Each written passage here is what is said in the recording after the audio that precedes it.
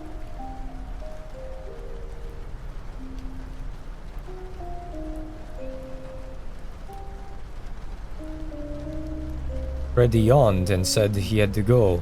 I thanked him for telling me about the Polaroid man.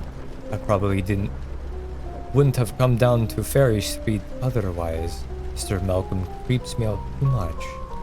Luckily, a few other school friends were revealed by the departures. May and Vicky, they had already gotten their photos, but hung around because May's little sister wanted one too. And I asked, pointing at the photo. They were grotesque, and I could hardly hear, or hardly bear it. May's body appeared popped open, entrails spilling from her guts onto splintered remains of bones and muscle. Only the pink princess dress she wore as her costume identified her as the corpse in the photo. Vicky's was far worse. Her dead body was tied at the wrists and ankles. Her pale face appeared stunned, the mutilation of her body. The top half had been pulled apart from the bottom, and there were more tortured dead around her in dark field. Cool, right? Vicky said. It's like Freddy Krueger or something. You've never seen Freddy Krueger? May said. I hadn't seen A Nightmare on Elm Street either. I never have. At the time, I assumed the contents of the photo were typical horror movie stuff. I wasn't ready for it, but I wouldn't let my discomfort show. After May's sister got the photo, more kids thought better of risking their worried parents' wrath.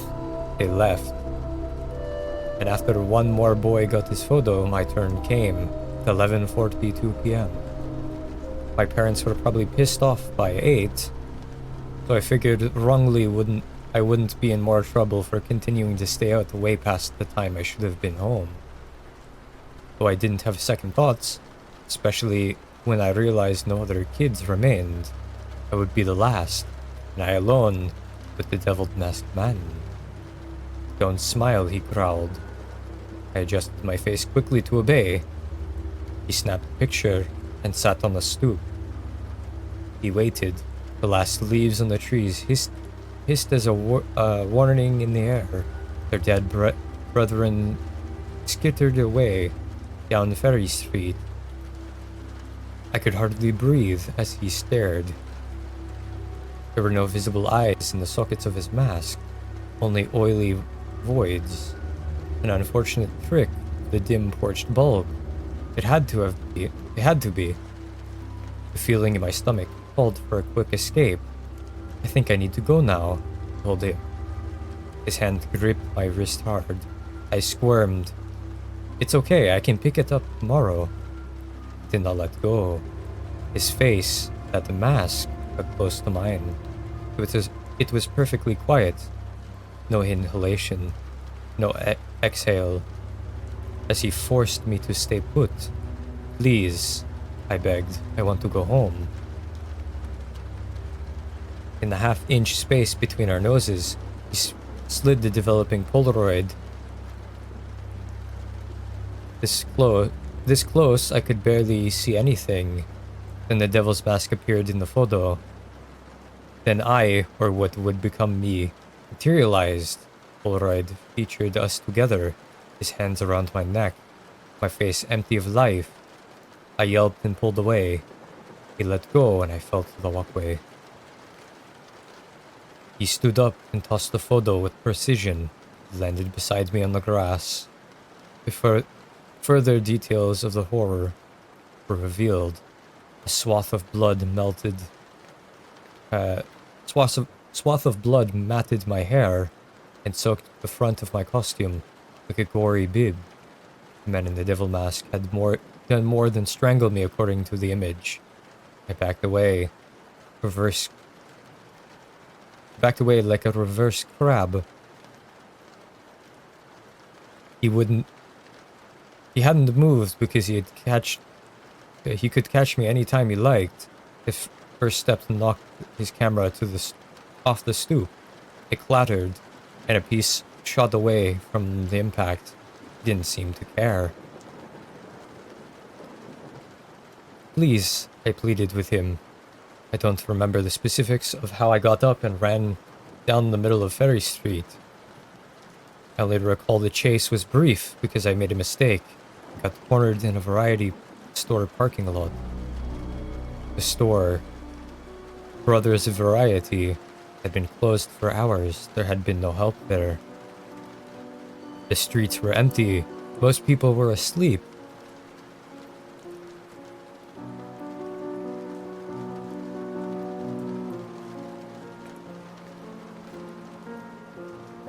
How I knew this or thought about it in such a terrible moment came down to dumb luck.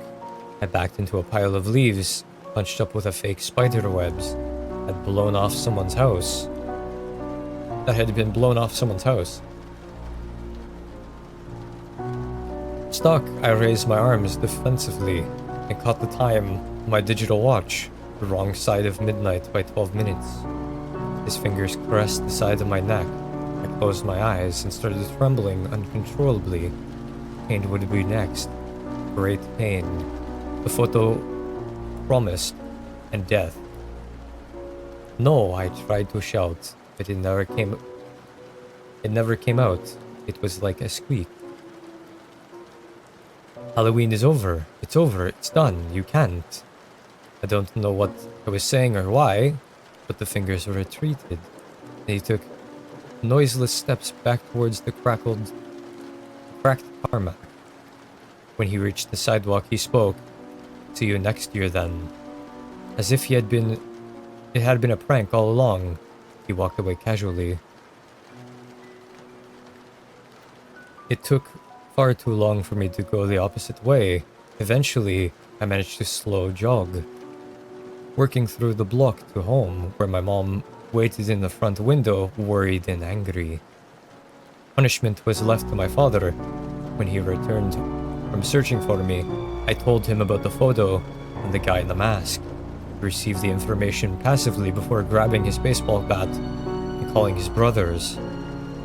Together they went to Mr. Malcolm's and discovered the busted door in the backyard. The man had died in his chair, completely naked. The man told me this last detail some years later. Police were called, but nothing came of whatever investigation might have followed. My parents had to have no faith in biblical veil like PD.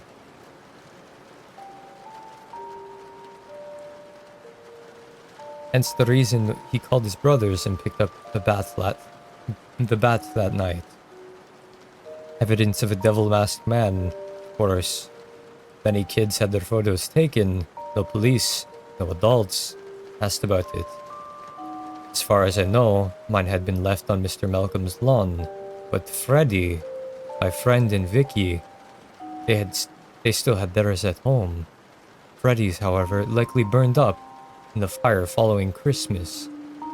His dad made the mistake of using a space heater in the garage. All of them, including Freddy, were home and dead the day before Christmas Eve. I refused to go trick-or-treating next year. And everyone after that, my parents understood and didn't pressure me. Within a few years, I aged out of the tradition, but still wouldn't risk going out for a walk on Halloween night. See you next year then, and if not, the next, or the next, or the next. He waits. I know because every photo turns out to be true. Vicky simply disappeared before her 9th birthday, while her body was never recovered. A man suspected of torturing and killing half a dozen young women in Bridal Veil Lake in Derry, across the border, was arrested as the likely culprit. Many committed suicide off the old casino hotel last July. My son is now 5. He wants me to take him trick-or-treating in a few weeks. Of course he does. He doesn't know, neither does my wife. That man is waiting for me.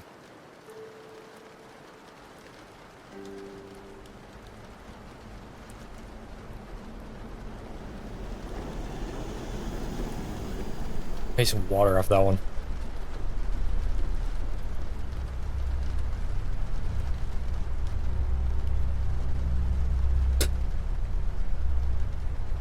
God damn. It's so hard to say trick-or-treating in that fucking impression. Oh, man.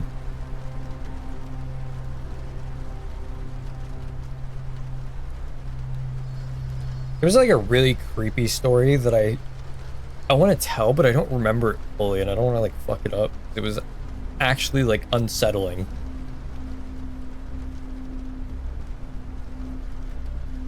Also, for the backgrounds that I have, I was like, yeah, I'm gonna add a whole bunch of spooky horror backgrounds or like Halloween stuff, and then I threw in 2 meme ones, like this Pepe was just chilling watching whatever.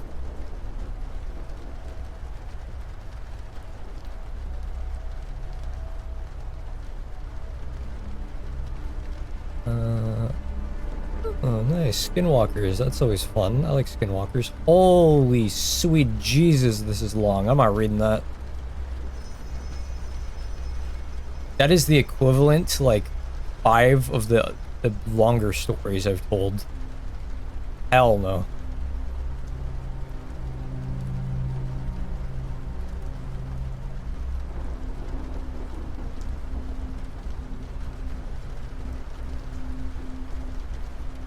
Dude, what's with the fucking... What's with the novels on this shit?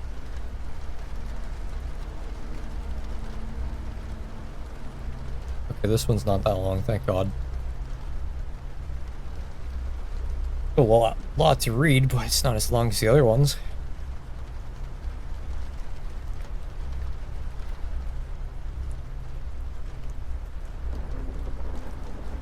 I don't know what came over me wanting to read these stories. Even if they're not like the best or like the most scary, I still think it's pretty good. Hopefully everyone else is enjoying these terrible and somewhat scary stories, I guess.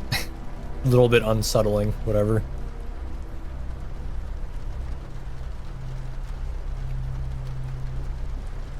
A few weeks ago, I rented a cabin near Pitkin Country, Colorado, for a weekend getaway with my wife and daughter. For their privacy, I refer to my wife as Elena and my daughter, who's between 4 and 8 years old, Sophia. It was dusk by the time we arrived in the cabin.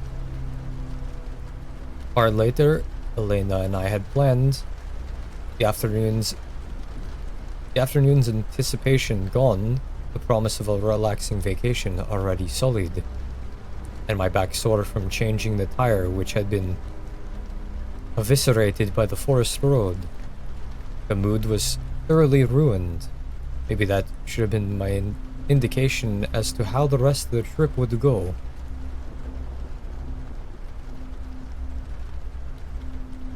The cabin itself was beautiful and rustic, nestled among the towered pines. The 2-story building blended into the surrounding woodlands with its dark-stained wooden siding and stone chimney. Large windows glistened in the last light of day, and the wraparound porch boasting a hanging patio swing. Much to Sophia's delight, she ran straight for it and started swinging as Elena had carried the bags inside. When I unlocked the door and turned on the lights, I found myself surprised by the decor. In stark contrast to the classy, almost minimalistic exterior of the cabin, the interior was remarkably cluttered. It was like every square surface, countertops, bookshelves, tables, etc., was covered in little trinkets.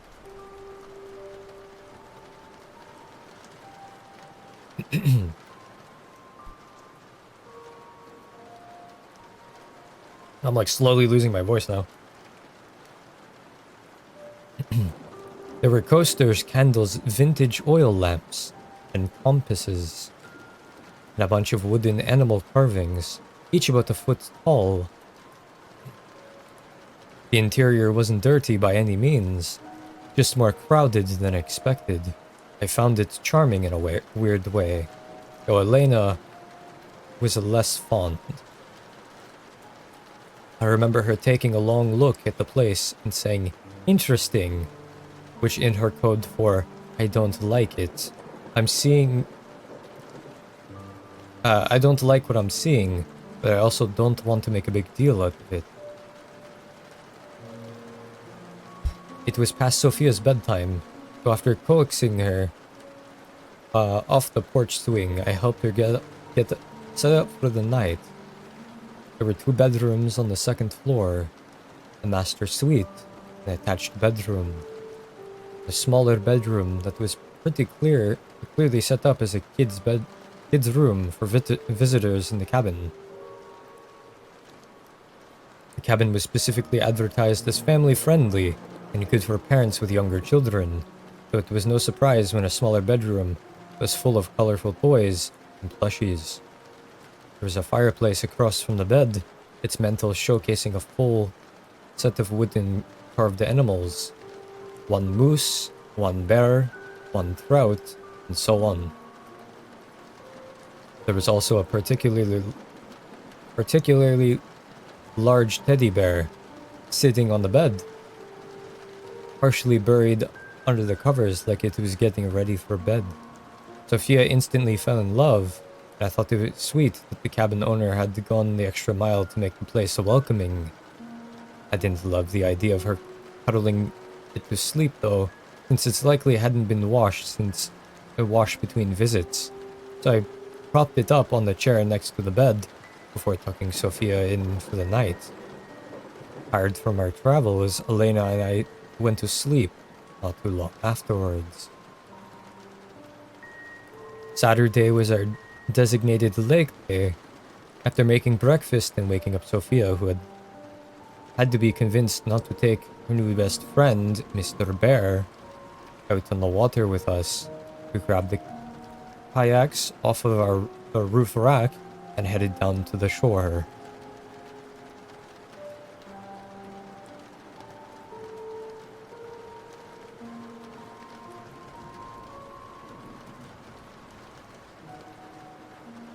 We were a short walk from the lake, and I was absolutely blown away by the natural splendor.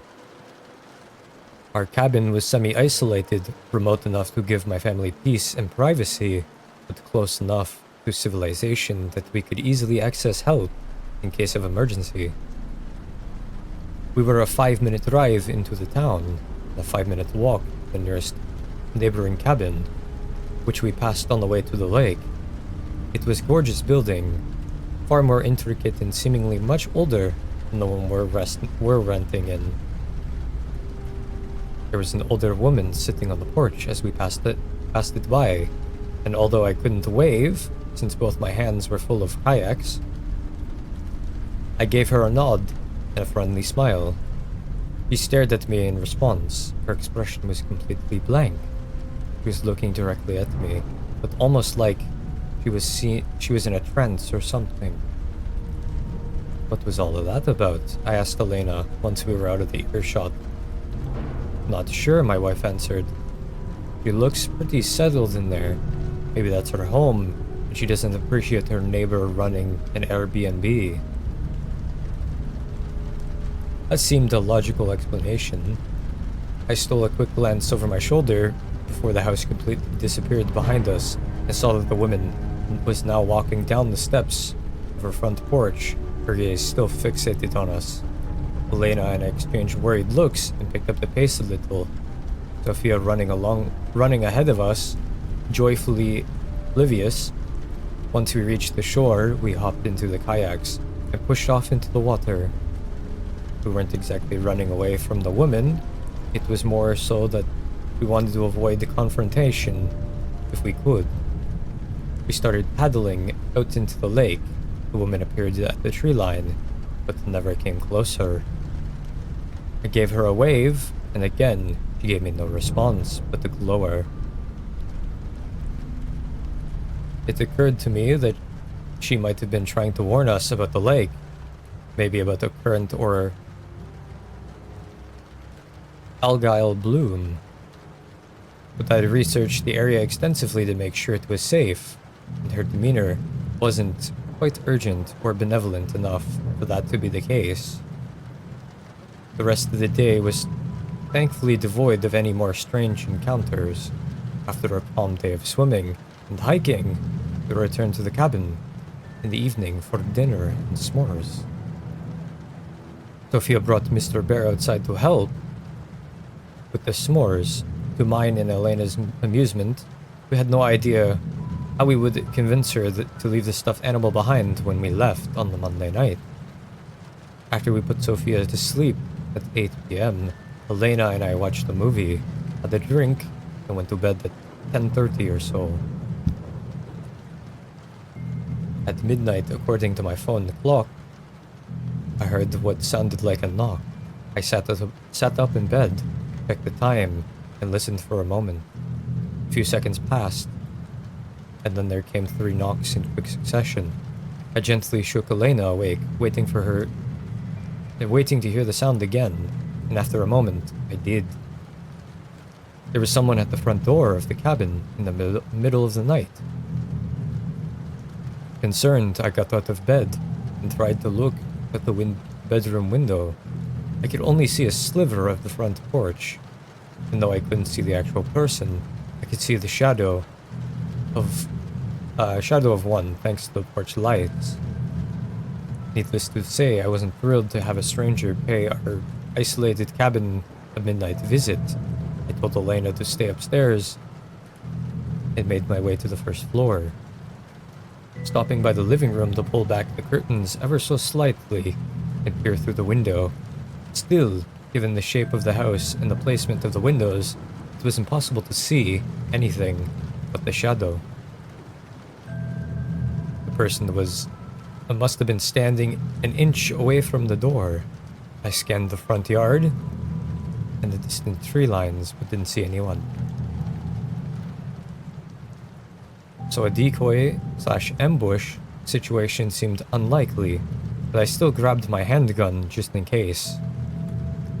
Just my luck, the front door of the house didn't have a peephole, so I got up to the door and tried talking to the person on the other end. "Can I help you?" I said. Instead of answering, the person knocked again, this time more urgently. No way in hell was I opening the door now.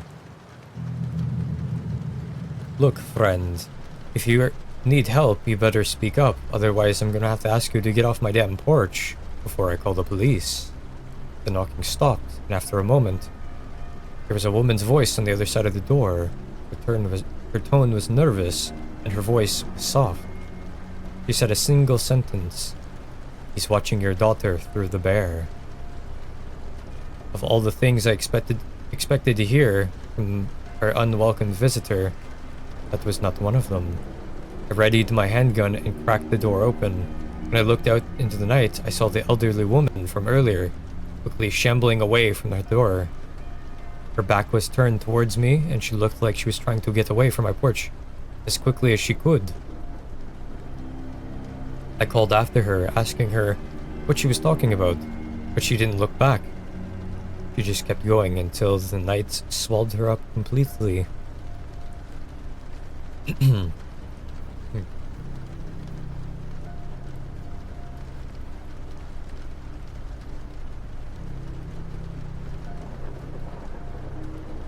I was pretty disturbed at this point, so I shut and locked the door and made my way back upstairs. Elena was waiting for me at the top of the stairs, and I quietly explained to her what was going on. Horrified, she went into Sophia's room and gently took the teddy bear out of the sleeping daughter's arms.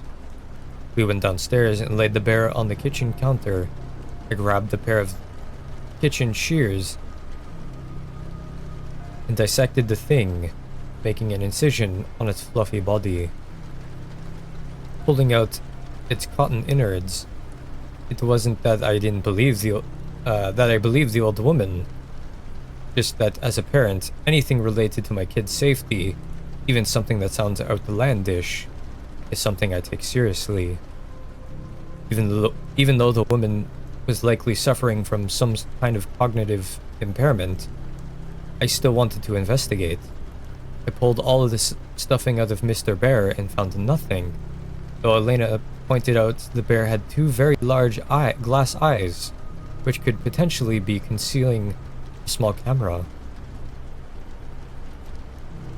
I was unable to find a hammer, but I did find a wrench under the kitchen sink. I wrapped the eyes in a kitchen towel and smashed them to bits, but then I sorted through the fragments. I didn't see anything that looked like a recording device. I was relieved, but also on equal parts creeped out and angry.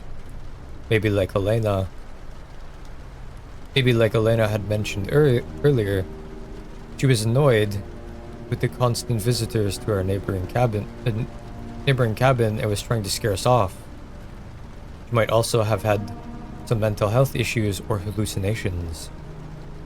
In either case, how did she know about the teddy bear? Maybe she had visited the house before, or maybe it was just a lucky guess. Before returning to bed, I took a turn around both floors of the cabin, looking and failing to find anything out of the ordinary. Elena was pretty freaked out. She also got up several times in the night to visit Sophia's room down the hall, to make sure that she was well. Needless to say, neither of us got much sleep that night.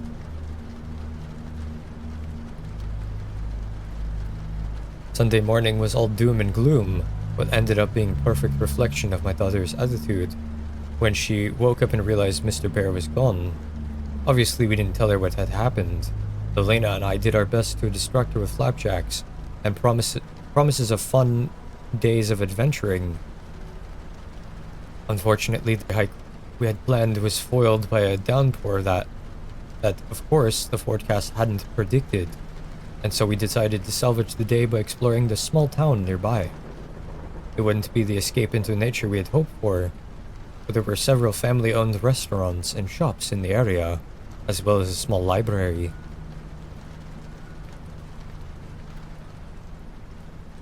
The morning was alright. I enjoyed exploring the little town with my family.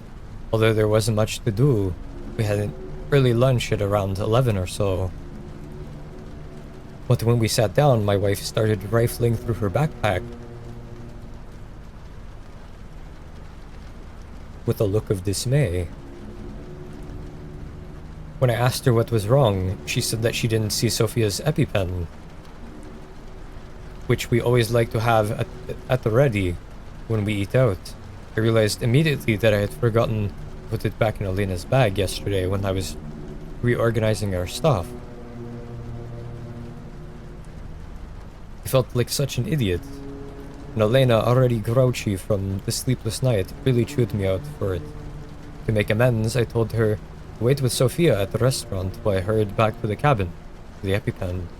She was displeased, but it felt like a better option than all of us braving the rain to return to the cabin. The drive back was absolute nightmare. Sure, it was a short commute. The dirt road leading up to the cabin had turned to sludge in a very heavy rain. I was in a foul mood when I entered the cabin. I shut the front door and slammed with a slam and made my way up the stairs. The house was dark thanks to the storm outside, dark enough that I almost missed the muddy shoe prints leading up the hardwood steps. When I saw them and realized what they were, I stopped in my tracks. I didn't have to wonder what they meant. Someone had been in the cabin since my family left, and judging by the fact that there were only one set of footprints, they likely were still in the house with me at that very moment. I stood on the half landing looking up the second half of the staircase. The upper floor was eerily dark, so much so that someone could have been standing right at the edge of the staircase and I wouldn't have been able to see them. I carefully walked backwards down the stairs, keeping my eyes peeled in case any shape suddenly emerged from the darkness. And once I made it down the stairs, I turned around and ran outside. I sat in my car and called the police to report a break-in. After calling Elena to explain the situation, I sat in the car and watched the house until the police arrived, which took almost an unreasonable amount of time. I never saw any movement from inside the house, nor did I see anyone leave. Though I didn't have a great visual on the back door, it's possible that the intruder could have slipped through the back and ran for the woods, in which case the cabin would have scared them. The police were shockingly curt and dismissive about the whole thing. One of the officers who arrived on the scene asked me for proof of the break-in, as if I would have had time to snap a picture of the intruder in my house or something. They did a sweep of the cabin and found no one inside. But even so, I didn't want my wife and daughter to set foot in the building again. I texted Elena telling her that I was going to pack our stuff and that we should leave a night early, and she agreed. The cop stayed with me as I packed to give me some peace of mind, which I appreciated. Aside from the shoe prints, there weren't any obvious signs of a break-in, and strangely nothing of value had been stolen, even though I had left my laptop laying out in plain sight. Thankfully, we'd packed light, so it didn't take me long to grab all of our stuff from the master bedroom and the bedrooms. My last stop was Sophia's room, where I was quickly able to locate and pack all of her things. Nothing of Sophia's had been stolen or tampered with, but there was something missing from the fireplace mantle right in the center. There was a circular impression in the fine layer of dust, indicating that a certain figure had recently been separated from its wooden brethren. Someone had taken the bear.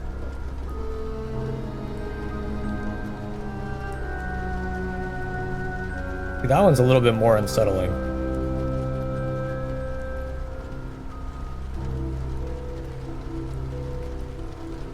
Just a little bit.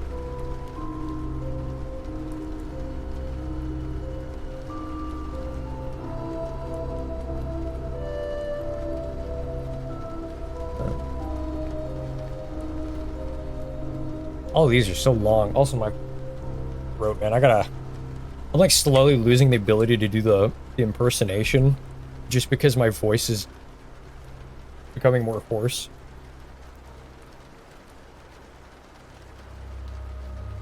I'm even drinking a ton of water too.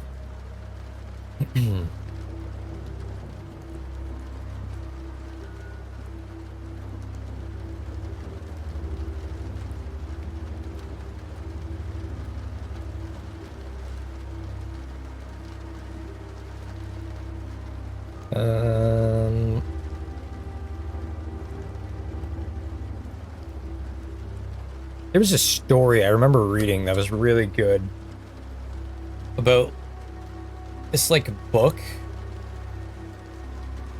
that had like full basically photography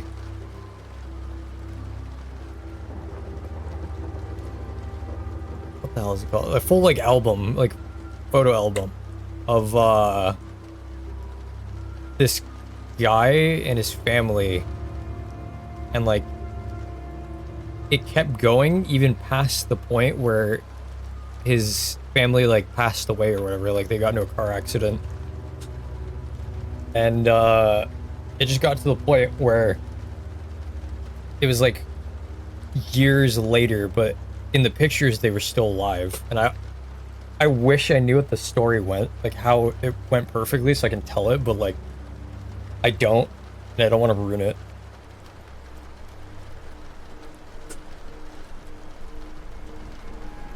Oh, I have a creepy story of when I was a kid, actually. Hold on. Make sure I remember it fully before I try and tell it all and fuck it up.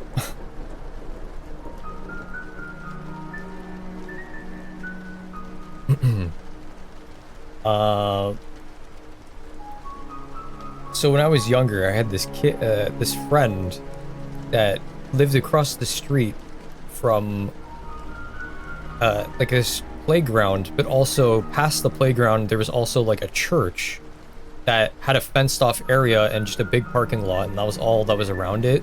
And then behind it was just like a straight drop that was I want to say like a 70-degree incline. I used to go down there all the time with my friend.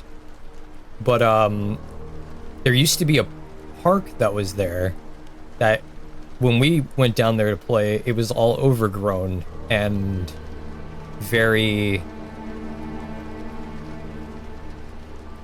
very destroyed and like rusting. It was destroyed in a few different ways too. Like there was just straight up broken things, and there was like almost cut marks on certain parts of the playground because it had like monkey bars, slide, a little like house thing that the kids can climb into and stuff, and it was like falling apart. Nobody's been to that thing for like years, and it was just like not upkept properly. But there's a trail, I don't want to say close, but it wasn't super far away,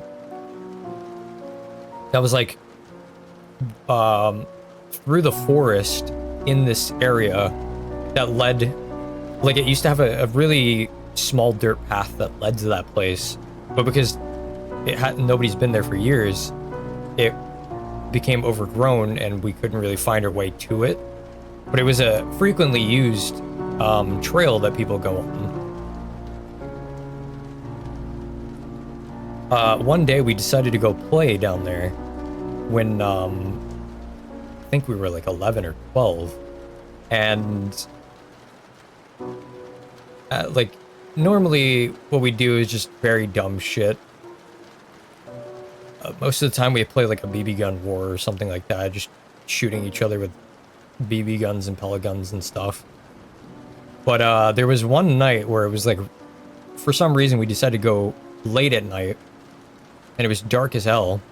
We couldn't really see much, but we had flashlights with us, and we were doing something, I don't know, like shooting cans or some random shit. And we kept hearing noises.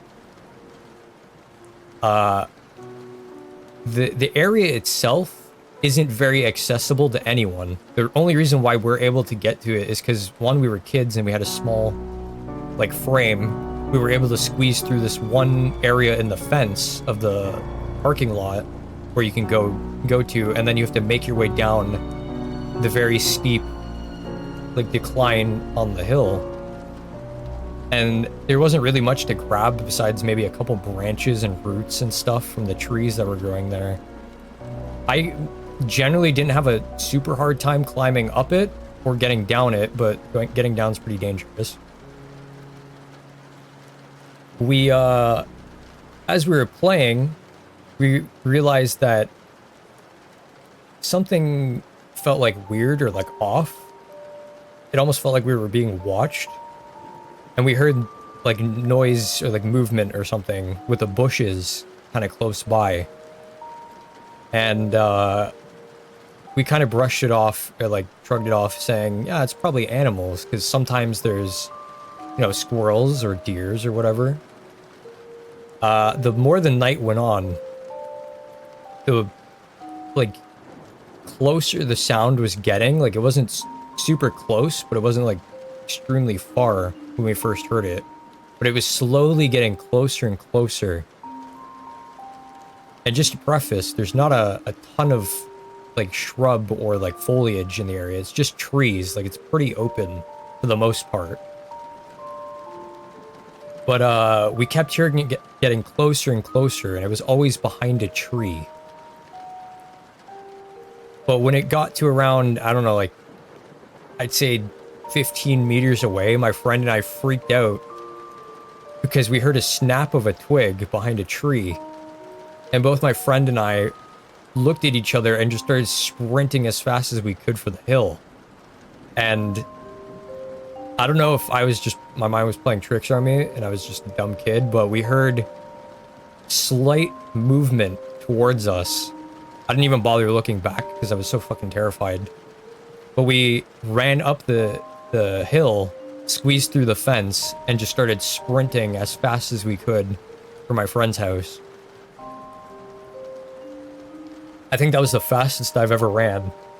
And later on, I heard of two scary things in that place. One, there was apparently a murder in that area with like 2 or 3 kids, like a long time ago. And the killer was never caught, was one of them. And two, it was abandoned because the kids, I don't know if they were buried there or like what, I don't remember the full thing, but they found the kids' remains there. I don't know if they were just like hanging out in a fucked up way that happened, but yeah, there was a murder there. And then later on we found out that there's actually like no way to get to that thing from the old trail path. So we found a very creepy thing in the woods, decided to play at it for God knows how many times and how long. And we could have been either murdered or we were being watched by someone. That was one of the creepiest things that happened to me.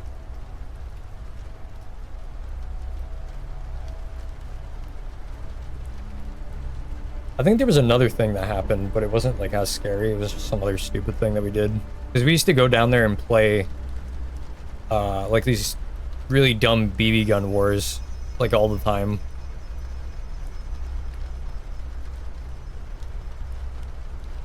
That was fun, but still creepy. I think back to that and freak out a little bit. I've had plenty of moments in my life where I could have very easily been either kidnapped or murdered. Like, I think my earliest memory was when I was 3. I remember playing outside. Like, I remember this so vividly.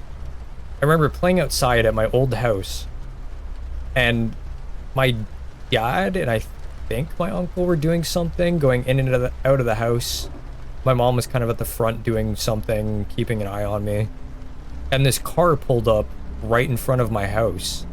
And my old house used to live on like the corner lot. So it was like all grass on the side and then parking... what's it called? Like parking spots or whatever on the side.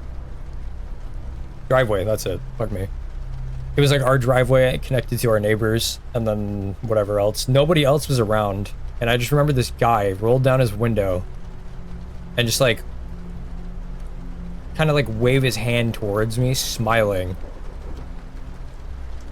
And my initial thought was, I don't know who this is. I had, even at that age, I had like a really, really bad feeling at that. And I just remember freaking out and running to my mom. I don't remember the, like, after that super well, because I just remember, like, freaking out and crying, thinking I did something bad or something. And, I just remember my dad running out of the fucking house, running after the car, and the car just, like, sped away. So, yeah, I could have been kidnapped when I was 3. I have, a lot of weird and close encounters with murder and death. There's also the other time where the exact same fucking house, the family that lived right behind me, I remember hearing some like weird things happening outside in their backyard, which was like directly connected to ours, but it was kind of fenced off with like a tall fence so we couldn't see over. Didn't find out until years later that the neighbor went nuts and got a chainsaw and started hacking up his wife. I just remember hearing noises when I was a kid and being told to stay inside. And when I was just playing with my cousin, just hanging out in the house when I was like 3 or 4. I don't even think I was 4 at the time. And yeah, it was one of the moments where my family was like, yeah, you know what? We have bad luck. This area is fucked up. We're moving.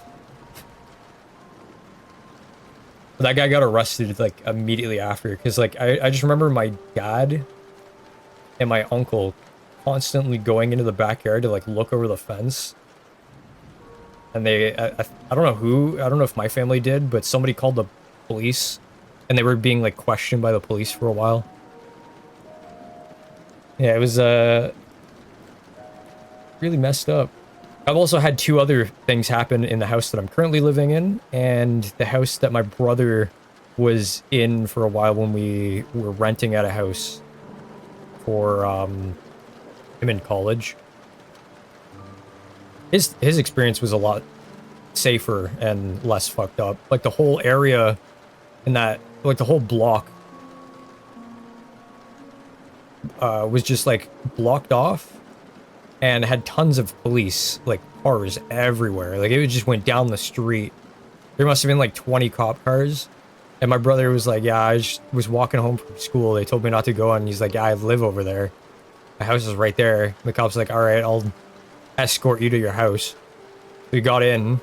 And then later he found out there was like a massive drug bust that was going on of a dude who had like hundreds of pounds of fucking coke and like all this other shit. And he was trying to resist the police and he just ended up getting into a fight with them. I don't know if he had a gun or anything though. He definitely made a struggle for it. A little fucked up. I can never live in a safe area, man. Then again, there is no safe area in the world. Everybody's got some deranged psychopath somewhere around them. It's just nicer to not think about it. Ignorance is bliss.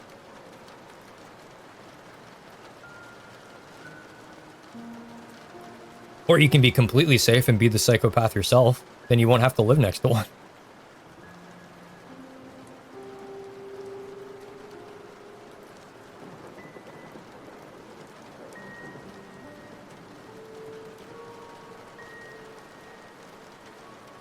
Let me go reset this thing. I want to find...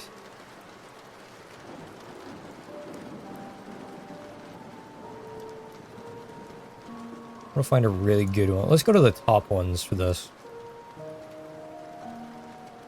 Hopefully these stories aren't too, like, terrible or boring. I know some of them are really fucking meh.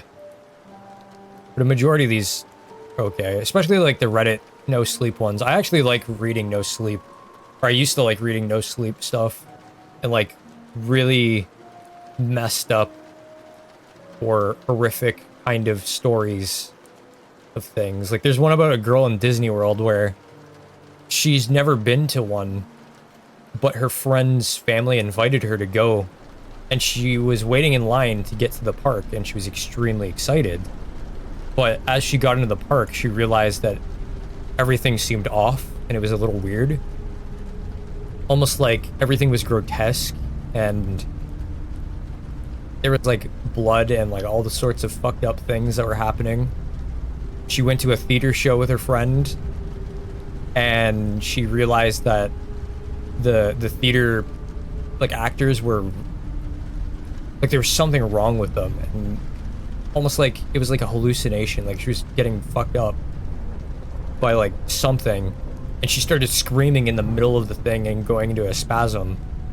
Apparently, when she was waiting in line, somebody injected her with a type of drug, like some hallucinative drug. Holy shit. And she was just on a bad trip the whole theme park. I like Disney World things, or Disney World stories, especially like the darker side one. I find them funny. Well, not funny, but like interesting. That one's fucked up. There's one about like the mascots not having proper eye holes or something.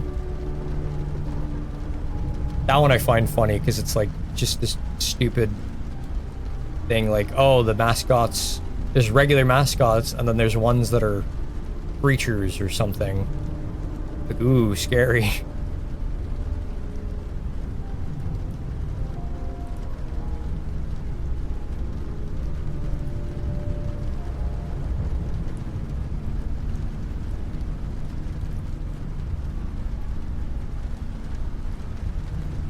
This one's super long. This one's okay. Alright, back to the voice. Drink a ton of water and coffee now.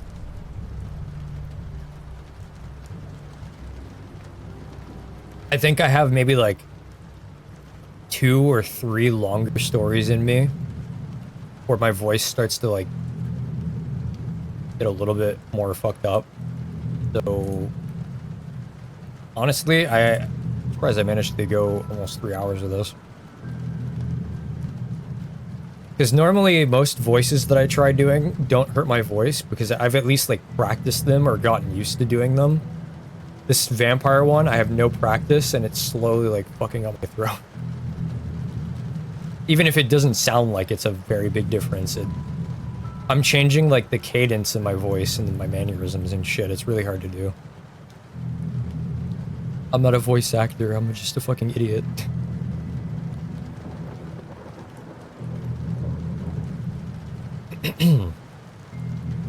There's only 5 of us on this camping trip, but we keep counting 6. There were bright flashing lights of red in the sky. It's as if someone was waving around a flare light in the sky. Faint but noticeable. We all made the UFO joke and laughed as we nailed our tents to the ground. I knew for sure that there were 5 of us. When have we all been friends since our... We have all been friends since our early middle school. And we're celebrating our high school graduation with this getaway camping trip.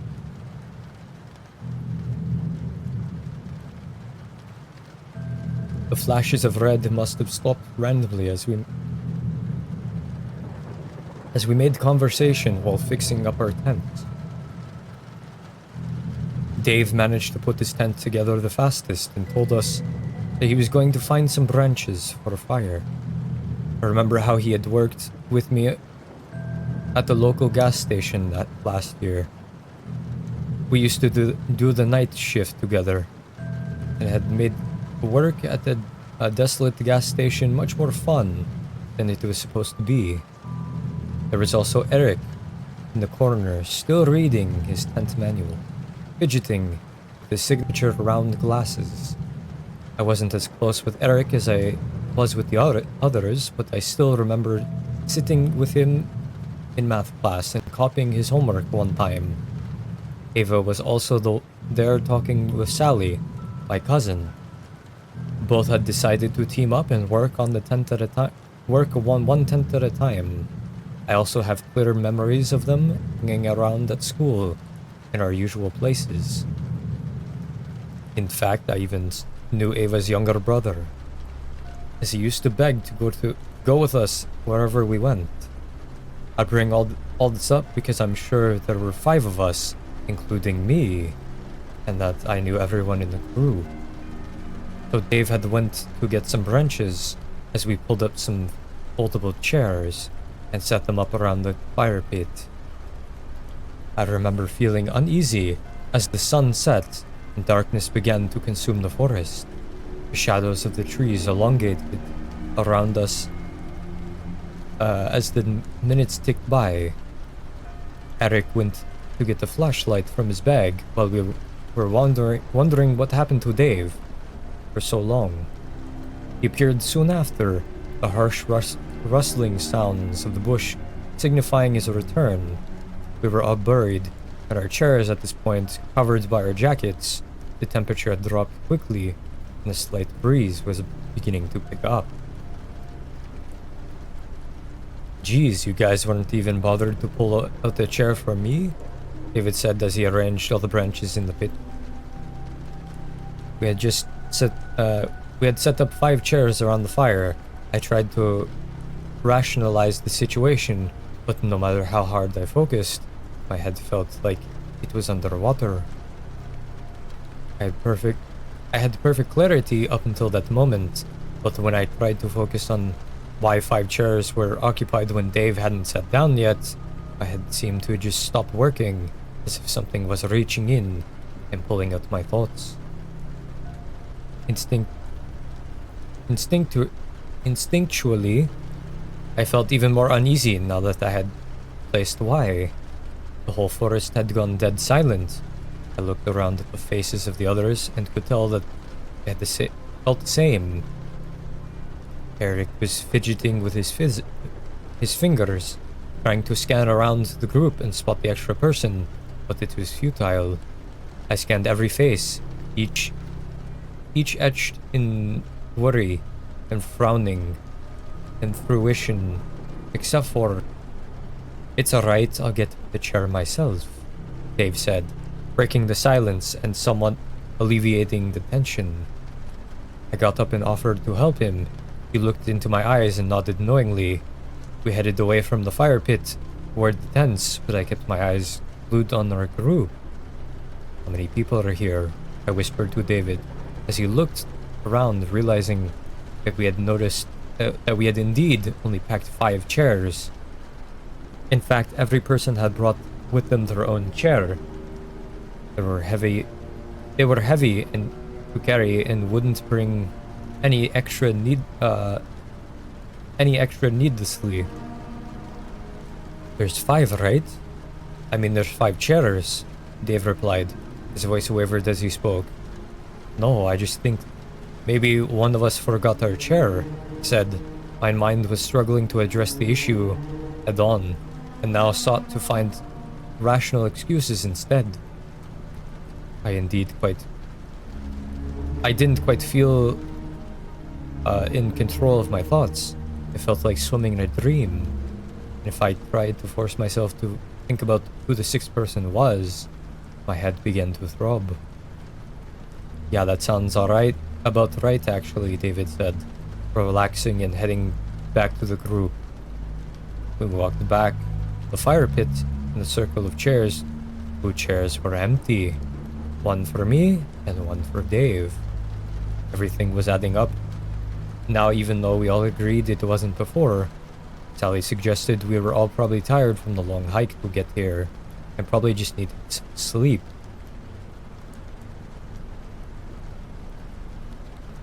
She could have been right. We were all sleep deprived and waking up very, very early today to make it on time.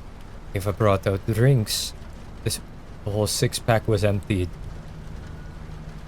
We all moved closer to the crackling fire for warmth as we took sips from our cans and reminisced on memories of last year. Ava was in the middle of telling us about the one time she was home, alone with weird things happening in her house, when I got the sudden chills despite the pleasant warmth of the fire. What felt cozy and safe moments ago felt wrong now, all because I realized that there was a crucial detail I missed. Who started the fire?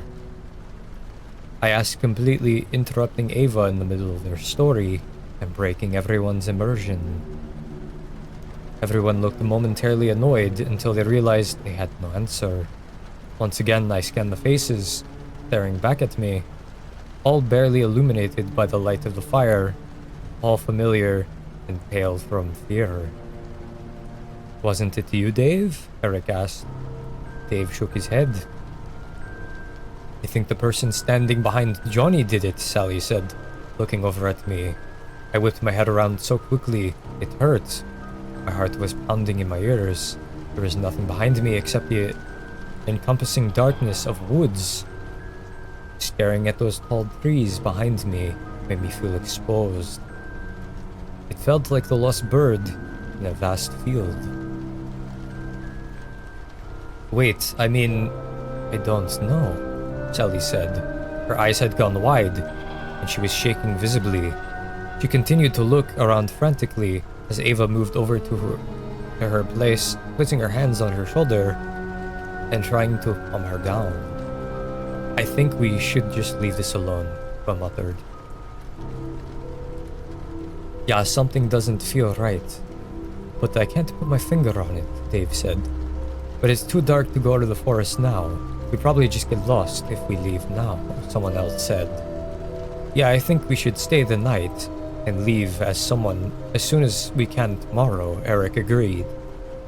I tried to protest, but realized Eric was right.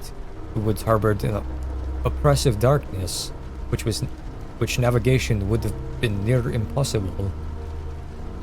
Let's not sleep in our separate tents just to be safe, Sally said. We all agreed we only brought one person's tent with us, but we could all squeeze two if we tried.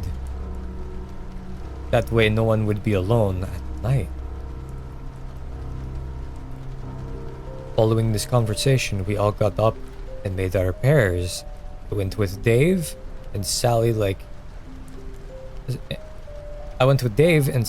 always went with Ava. Eric kept complaining that he didn't have a pair, but we reassured him he did. He wouldn't accept it. I feel like at some point we all realized there was only 5 of us, and suddenly we're all huddled in the middle of the clearing. Why do we keep thinking there are 6 of us? Eric asked. Sweat was dripping down his face despite the cold. We had nearly left him all alone on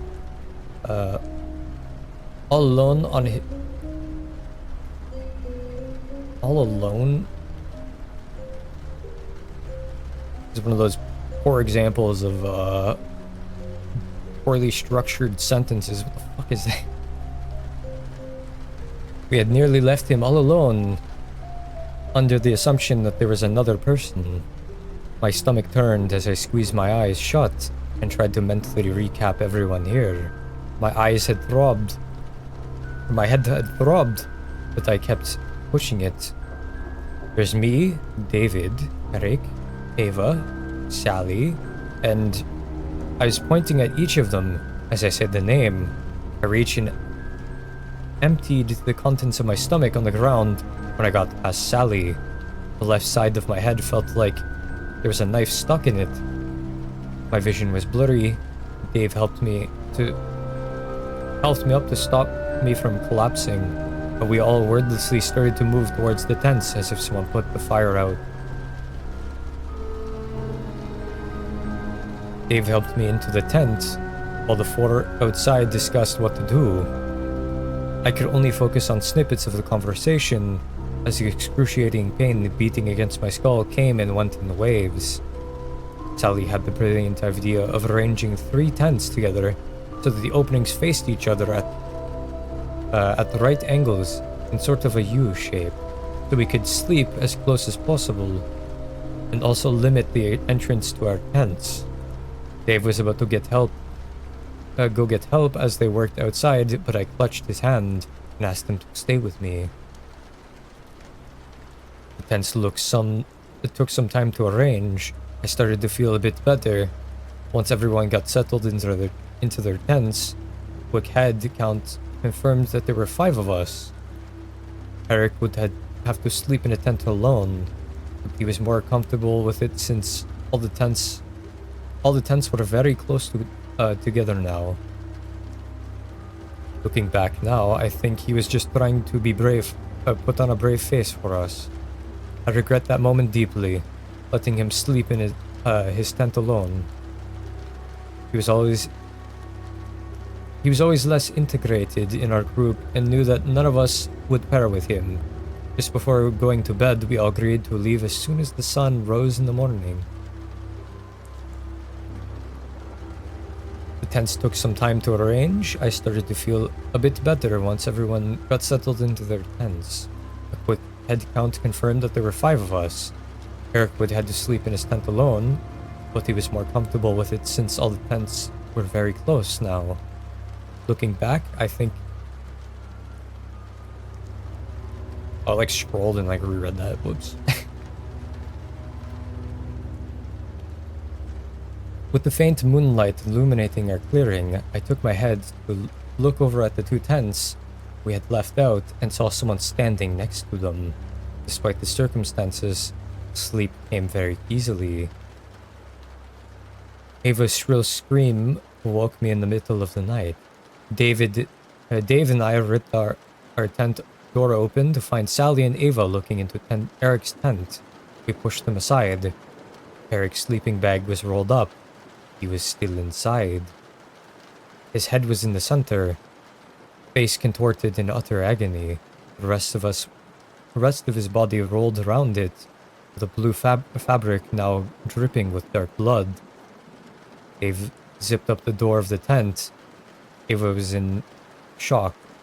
Her eyes had become glassy and unfocused. Sally was shaking her repeatedly, tears streaming down her face. Dave picked up his torch and yelled at us to get up and run. We left the campsite behind and entered the trail we had come from, the 5 of us huddled together. Dave leading in the front as he cast the weak flashlight over the path so we could see it. All we had to help us get through this 2-hour trail was a small white candle, a small white circle of light. Even the moon failed to illuminate our surroundings, the dense foliage. Ava tripped and fell, twisting her ankle. We came to a stop. Someone said they knew how to splint it so we could keep going. They dragged her into the woods instead. It happened too quickly for any of us to process. Sally was about to run after Ava when David held her back. She struggled to manage to free herself, running into the trees to follow the echoes of Ava's screams. I was about to run after her, but David held me by my shoulders and shook me hard. "We need to get out of here. We need to get out of here, Jenny. Please," he said. I hesitated, but jolted into motion. Again, when Sally's voice was cut off abruptly, she had been calling out Ava's name as she ran after her. Dave and I continued to run down the trail, trying to get to our car so we can get out of here. There was nothing we could do. At some point, there were 3 of us running on the trail. Dave and I shoulder to shoulder, while someone followed us closely behind. "Dave, who's behind us?" I gasped. My heart was threatening to burst through my ribcage. My legs burned. He turned to look at me, confused. Confusion transformed into fear on his face, and then into rage. "You keep running," he told me, as he proceeded to produce the pocket knife from his pants. He handed me the car keys, which I nearly dropped, then turned around and suddenly jumped at whoever was behind us. I continued to run in fear as the sounds of struggle grew behind me. I tripped and tumbled through the trail for what felt like hours. I couldn't allow myself to stop. I almost cried when the trail ended, and I walked out of the familiar car park. Not wasting a second, I ran to the car and started it up, accelerating out of the forest and onto the highway within mere seconds. I am typing this post out of a rest stop. My phone has finally regained service, and I called 911 to try and explain the situation. I don't think they believe my version of events, but they sent the car my way regardless. As I wait, the sun is finally starting to rise. After I hit the post button on this, I'm going to check why the person in my back seat has been so silent the whole time.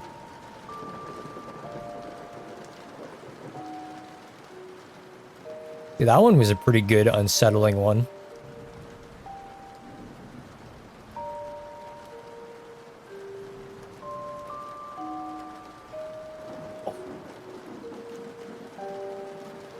I really need to use the washroom after drinking all this goddamn water.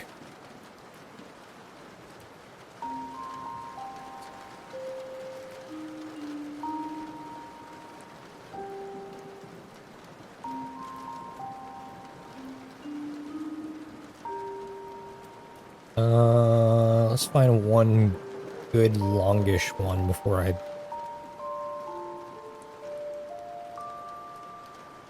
end it. Well, this one's kind of short. I'll keep that one for the last one, I guess.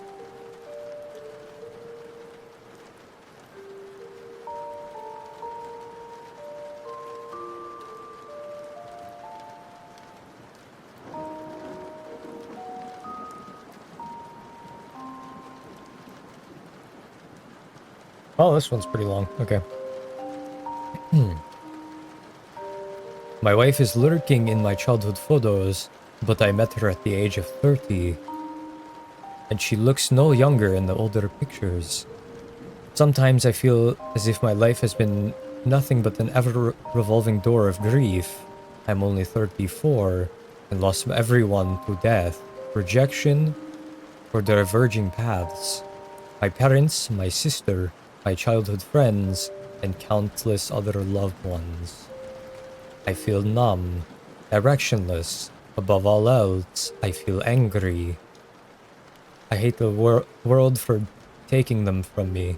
I hate life for dealing cards from a rotten deck. My mother passed away last year.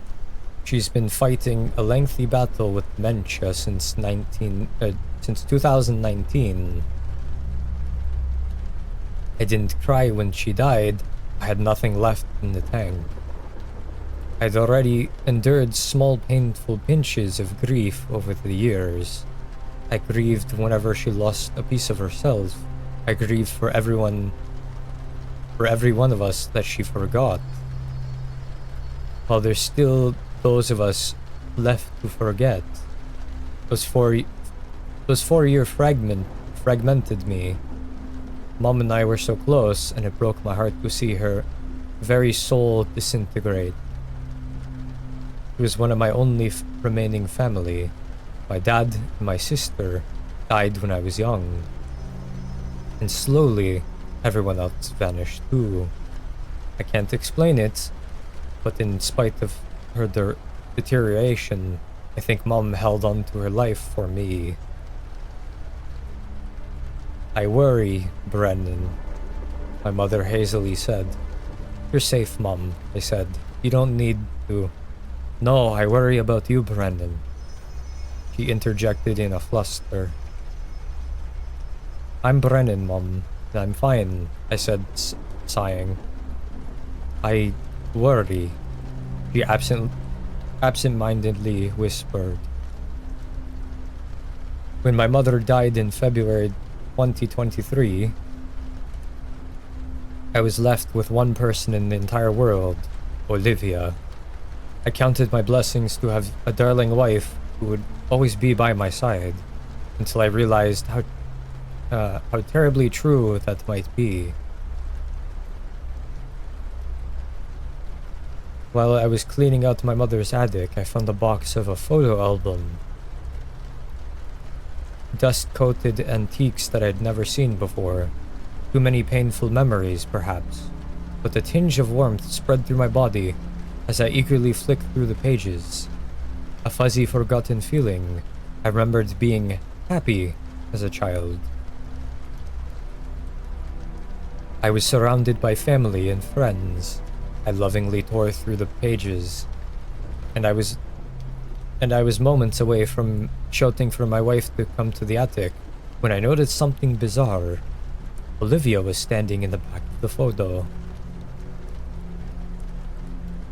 It was a picture of a day at the zoo with my parents and my sister. Through metal bars at the opposite side of the lion enclosure, I could see my wife standing there, someone I didn't know as a child. But it was her. There was no doubt about that. Distinctive black hair, fair complexion, petite physique. She wore a thin, knowing smile that's something unbefitting of her or any version of Olivia that I'd seen before. My stomach gurgled nervously, but I smiled and laughed it off. Uncanny, I whispered to myself. Obviously, it couldn't have been her. I told myself, we're the same age, and she would have been a child at the time. It's just a doppelganger.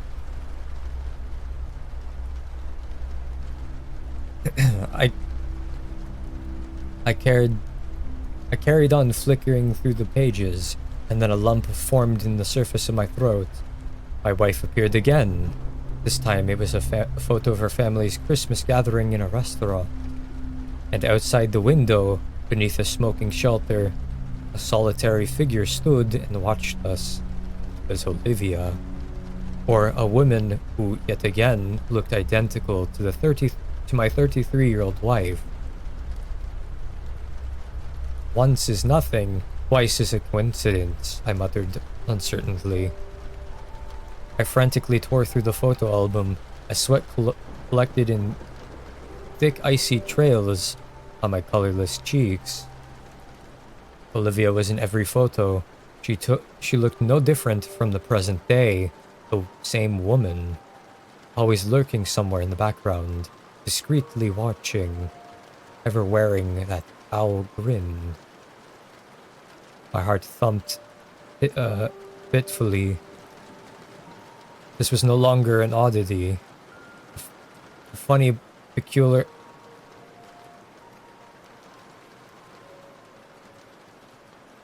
Man, I'm having a stroke reading some of these. A funny, peculiar...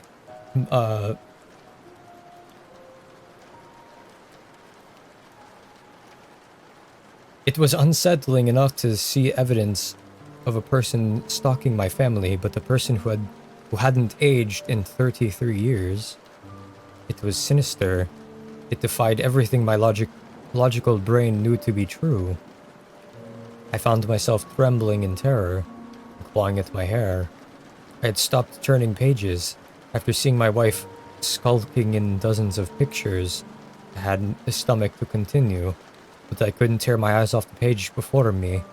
It was a photo captioned, "Yummy Cake, Brendan's 10th birthday party." I was sitting in the back garden on an overcast day.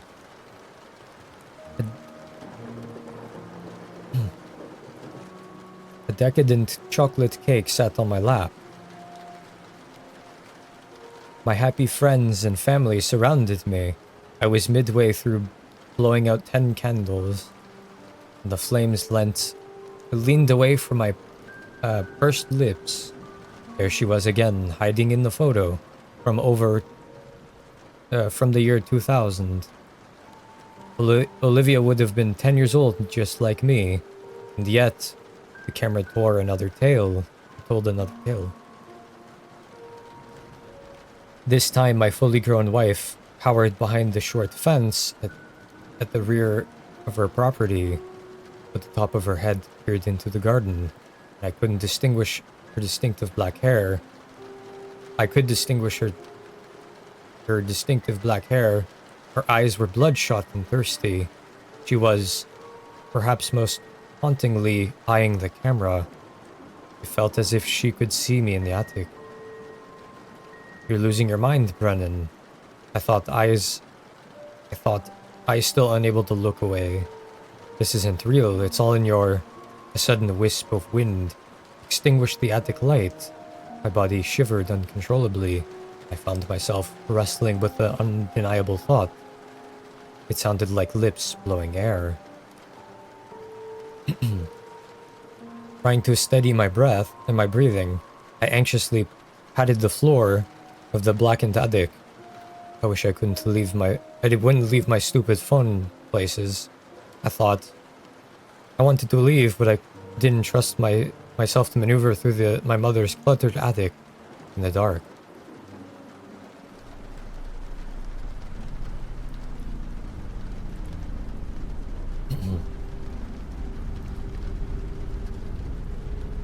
And then my fingers brushed over a familiar smooth surface.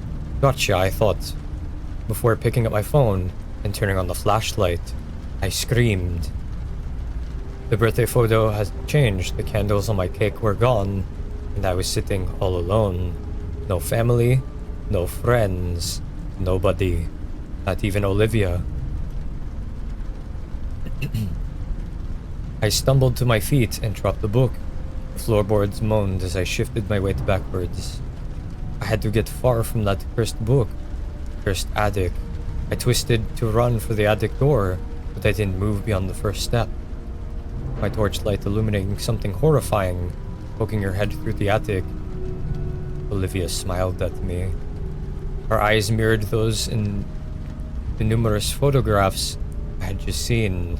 Her pupils seemed darker, wider, red veins painting the corners, and her eyes rippled ever so slightly, as if they were not really eyes at all.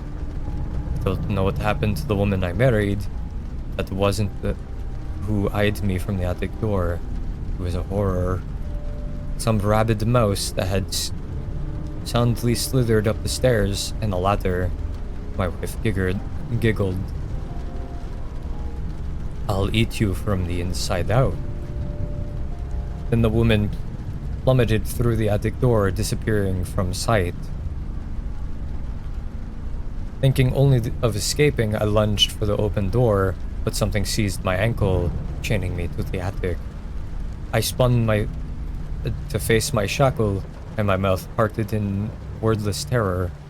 From the open page of the photo album, Olivia's twisted arm and face had emerged. She offered a toothy grin and unhinged eyes as she attempted to pull me into the picture. Vile bile, so rich, and with our consumption, it becomes complete. I cried in agony as I was dragged to hell by that thing that I had loved for 3 years. A hellish demon I had believed to be my wife, but it seemed I truly had nobody left. Nothing but cancerous tumors clinging to my very essence. It was draining the last of my pain, the last of my suffering. I closed my eyes and thought of my loved ones, the loved ones I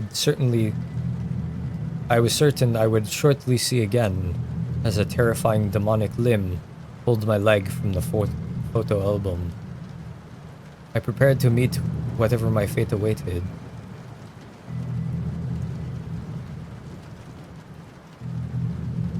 All of that anger, the years spent perpetual psychological nightmare for nothing.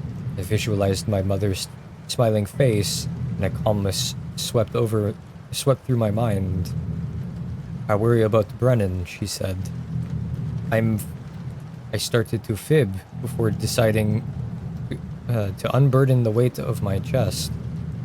No, I'm not fine, Mum, but I will be. Suddenly, the hissing ceased. All sounds ceased. When I opened my eyes, my wretched wife was gone. My ankle was no longer merged with the laminated plastic, but it throbbed painfully. The bottom of my trouser leg bore claw-shaped hairs, and it was stained with fresh blood. To be certain the entity had vanished, I cast my phone light onto the book, and the picture of my 10th birthday had returned to normal. I wasn't alone. I was surrounded by family and friends. Nothing could destroy that memory in my mind, but I shuddered as I turned the pages of the book, my smiling wife still lurking in the photographs. I fled the house, and I haven't looked back. It's been a year, and I don't fear the memories anymore. Moving forward, I'm learning to love again. I'm learning to open myself up to new people and memories. I fear loss. After all, that horrifying woman waits for me. I know she does. I fear the day that I notice her in a new photo.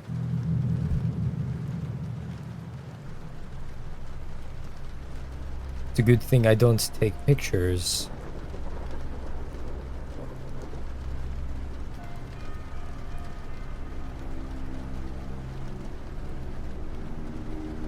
Alright. I will do this one and then the short one that I found, and I think I'm done with these.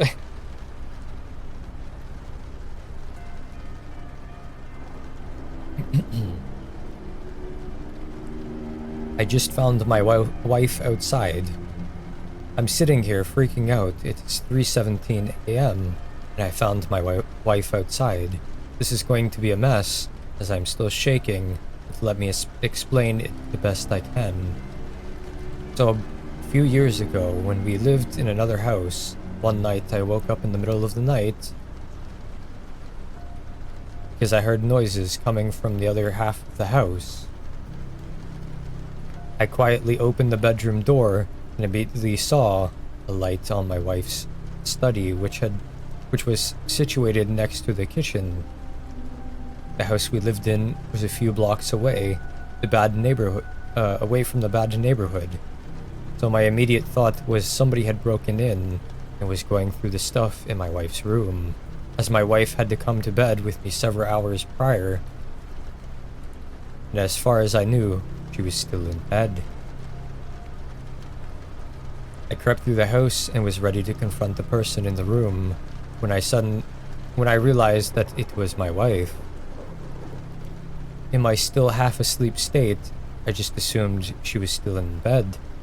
Turns out she had woken up, couldn't get back to sleep, and went to her room to browse Facebook or whatever for a while. I had almost confronted my own wife, thinking she was a burglar.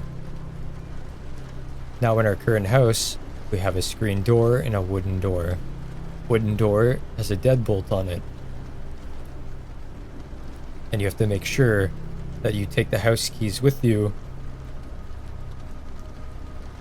because if you close the wooden door, you're not getting back in unless you grab the hidden spare key or knock on the door / window to be let back in.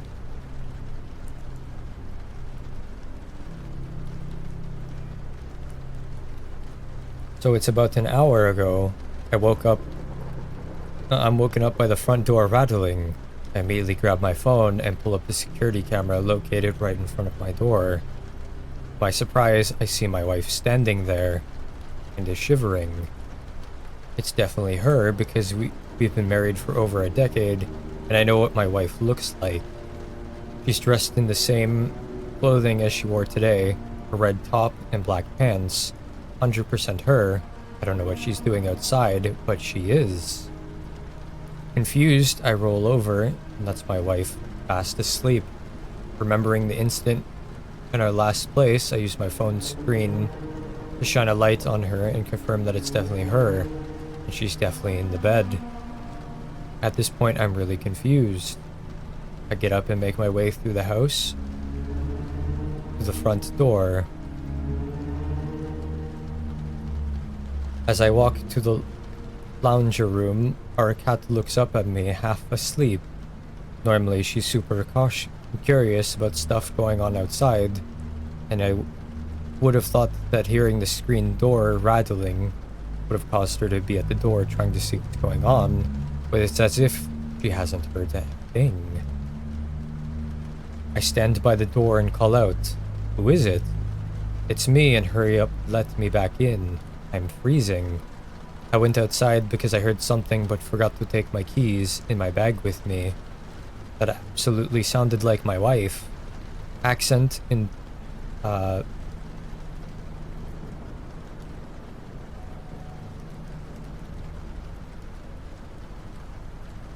intonation? Knowledge about where her set of keys are, everything, but I'm still not convinced because I've seen her sleeping in the bed with my own eyes. Hold on a second, I tell her. Now I'm heading back through the house and into the bedroom. I wake up my wife and say, "This is really fucking weird. You have to see this." I open the camera app and show her the front door. She's still at the front door looking around, wondering what I'm doing because all I need to do is let her back in. Is turning the handle on the deadbolt to open the door. My wife says, "When was that recorded?" I tell her, "It's not. This is live. You're standing outside the front door. I just went down there and asked who it was, and your voice told me it was you, that I should let you back in because you were freezing, and you left your keys in your bag." My wife gets up, peers through the bedroom window. As you can just see the front door alcove from there. She gasps and pulls the curtain shut. She turns around, and I'll never forget the look on her face as long as I live. She's terrified. "That's me," she says. At this point, I'm freaking out. I'm wide awake. I'm speaking to my wife, and I'm physically touching her while trying to peer out the window with her. But there she is, standing outside, in the very outfit she wore today. Same hair, same glasses, same everything. We walk into the lounge room and I grab the big torch that I have. It's a big sturdy metal super bright light. Great for blinding people and hitting them if they get too close. We stand by a door again. "What's your name?" I ask her. She tells me her full name, including her middle name. It's correct. "What's your birth date?" She tells me. It is also correct. "What did we have for dinner tonight?" She tells me this too. Tells me that I cooked it. This is right too. I can hear my real wife standing next to me, trying to control her breathing, as she's scared out of her wits. I nudge her and whisper, "Ask her something only you would know." After a moment to steady herself and think of something, she speaks. When was the last time... When we last stayed with my parents, what change had Dad made to my old room? There was a pause. "Who is that person?" the woman outside said. "Why aren't you letting me in? You know it's me. You're starting to freak me out here. Who is that inside with you? Is it a recording of me? What's going on here?" I said, "Answer the question. What change had been made in your room when we last visited?" Another pause, then finally, there was a second bed added, as Max and Damien, my brother-in-law, who had 2 kids, slept in there while visiting my mom and dad. There's an audible gasp from my wife next to me. Now we're both freaked out, and I grab her hand and lead her back into the bedroom to turn on the lights. We're still awake, watching the cameras. The other person walked towards the backyard, presumably to grab the spare key, but that was about 40 minutes ago. I haven't seen them since. I'm too shit scared to go to bed, because I'm scared that this person who knew everything about my wife will find the spare key and enter. I don't know who they really are, or what they want, but I'm not sleeping.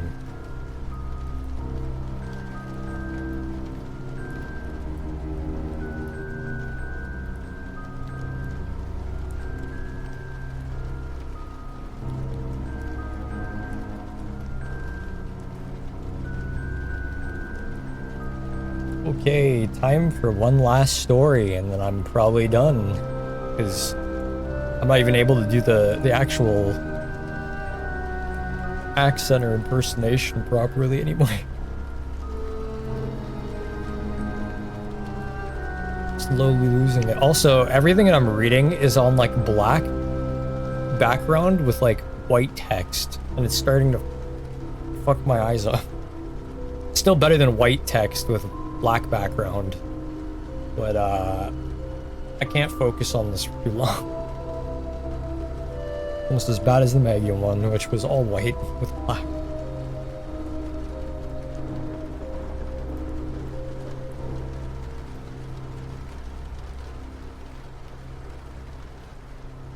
A daughter was in her room upstairs doing her homework when suddenly she heard her mother call to come down for dinner.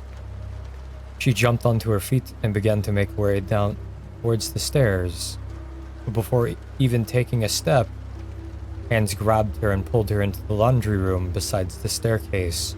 She panicked before realizing it was her mother, a real mother, eyes watery and bloodshot. "Don't go down there, honey. I heard it too." That one was extremely short.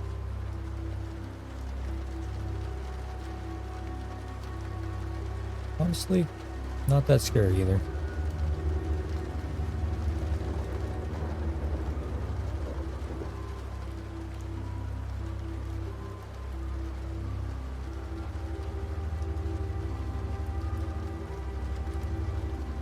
I can recall what it feels like to lose the both of you, to bring both my wife and unborn child into the hospital, praying for their safety. Despite the shards of glass still lodged in my arms and face, I waited outside the ICU for you. I refused to get treated, which is admittedly stupid. I knew I knew you'd be mad about it once you got out of surgery, but it was worth it to see you the second the doctors were done. I didn't make it though, or you didn't make it though. I remember seeing you in the morgue. The lips I'd kissed so many times, gone with the rest of your jaw. The legs you wrapped around me were shattered. The arm you bore, your wedding band, had been torn out of its socket. You and the baby were gone.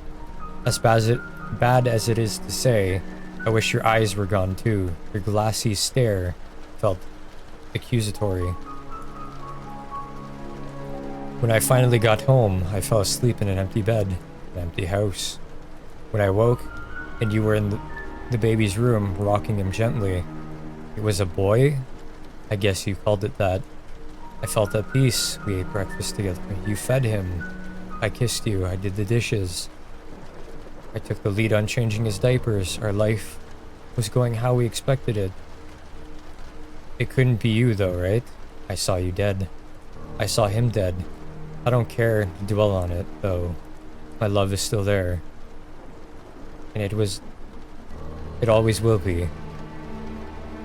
I'm really not sure if you're here, if you're her or not. If I never ask, I pray you'll never tell. Well, that's all the scary stories. Hopefully these weren't terrible and my impression wasn't fucking god awful. I know it was getting bad for like slowly disappearing as stream went on because it was hard for me to do it, but hopefully you all enjoyed the stream. I wanted to do something special, a little bit different, but couldn't really think of too many things other than just reading stories, I guess. I did have fun making my model though. It was pretty good. This took me like 5 hours to make, 4 or 5 hours, and I was up so late at night trying to finish this thing.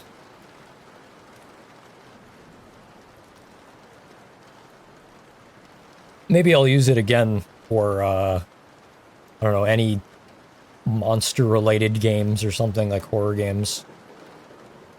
I guess if I play Resident Evil, I could use it for Resident Evil, but other than that, I can't really think of other things to play with. But, yeah. Time to say goodbye to Count Coffee.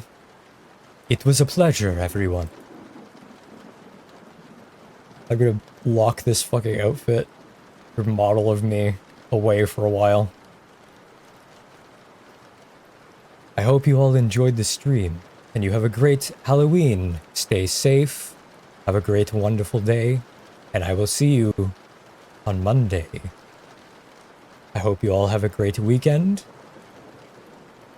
And I love you all. Have a great time. Goodbye, everyone. Forgot to do the meme song that I wanted to do.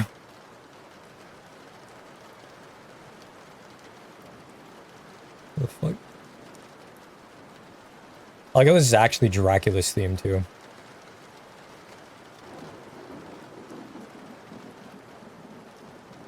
Why is it not playing? Oh.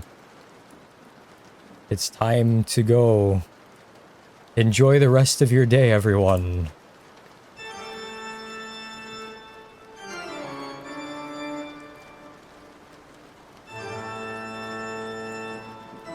See you. Goodbye to everyone, all the ghosts and ghouls of today who lurked and enjoyed the stream. You've all been wonderful, but finally it's time for me to say goodbye. I bid you all adieu.